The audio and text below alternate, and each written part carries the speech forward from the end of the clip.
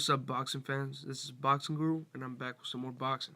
Well, as we all know, today's a big day for boxing. We have a lot of good boxing matchups in just 1 week. I mean, 1 day. So, this fight actually happened. I don't know if it happened like after midnight where I live. When I woke up at 7 in the morning, the fight was already, finished.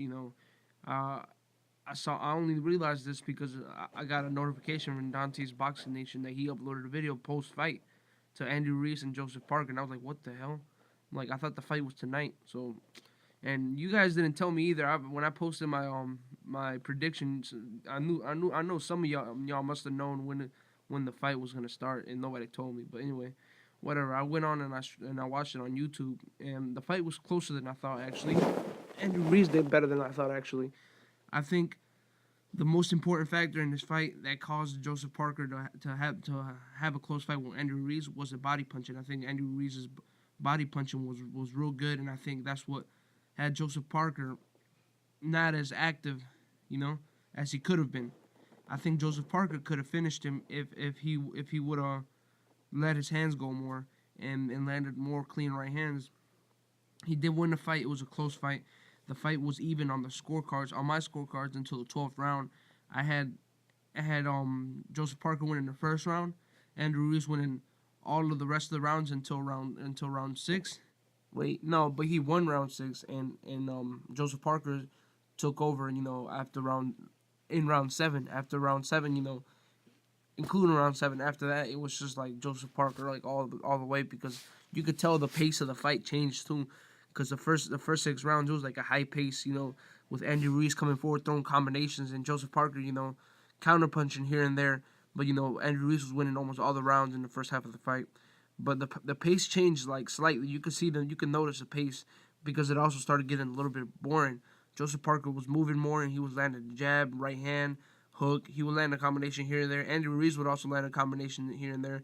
The only good combo that I remember Andy Ruiz landed in the second half of the fight was, I think it was round 8 or 9, where he landed a hook clean in the chin and it kind of stumbled like Joseph Parker a little bit, but it wasn't enough for him to win the round because it was just one punch that he landed that was noticeable. But other than that, the fight was close, until round 12. That's when Joseph Parker, he basically put a stamp on the scorecards and said he won that fight, because the fight was even, it was an even fight. But all in all, most of the times when you win the first half of the fight and the other fighter wins the second half of the fight, they're gonna give it to the other fighter that won the second half of the fight, because that's the freshest in the judge's mind. That's the freshest. So that's just how it is. I mean, the same thing happened with Kovalev and Andre Ward, but that fight was different though, because Kovalev did win that fight, but it was a close fight. And I see why they gave it to Andre Ward, but this fight, I just can't see anybody giving it to Andy Ruiz or having it a draw. It's just a close fight. I mean, that's just how it is. He put up a hell of a fight, but you're going to somebody else's territory, man. You gotta. I mean, what can you expect of him, man? The dude's already amazing as it is for his physique. He's already a freak of nature. I mean, I didn't know Abel Sanchez was training him. I mean, putting all his bullshit aside, I noticed Abel Sanchez is a good trainer, though.